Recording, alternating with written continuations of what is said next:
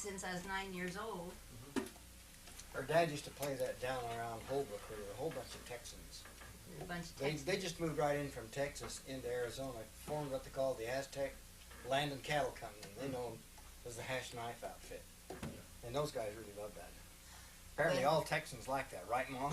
Well, this real Texans? Britches was a favorite of theirs.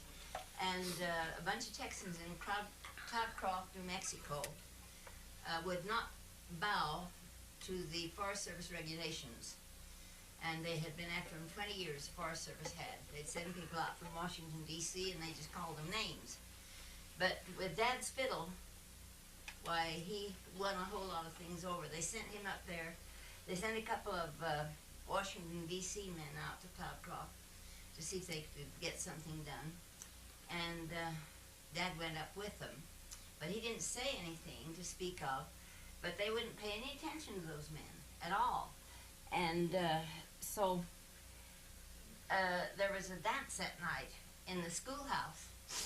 And my dad told the Washington, D.C. men it might be good personal relations if they went to it. Well, they had elaborate uniforms then. And the thing that... Kind of like the Mounties, right, Grandma? What? Looks like the Canadian Mounties. No, not quite exactly. that colorful, but... No.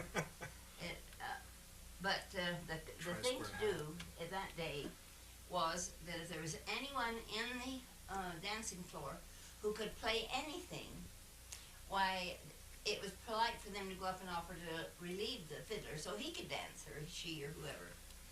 And so Dad automatically did it. And when they saw him walking up toward the orchestra, they all scowled. And he got up there, and he knew how Texans felt about leather breeches, and he could play by far better than nearly any fiddler in the country, by far better than the one they had. And so he took the fiddle, and this woman looked at him very angrily, and she said, "Well, can you play our kind of music?" Dad said, "Well, I'm acquainted with it." So then he turned to the guitar player and says, "Key of G." And he cut down on this leather breeches. You never saw a more stunned bunch in your life.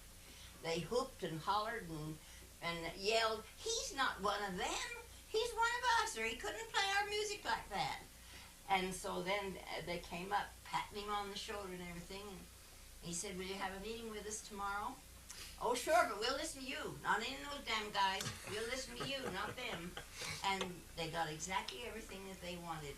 And he got a letter from the Department of the Interior with great compliments on what he'd been able to do, what they hadn't in 20 years. All because of leather breeches. All because of leather breeches, yes. There's the Texas.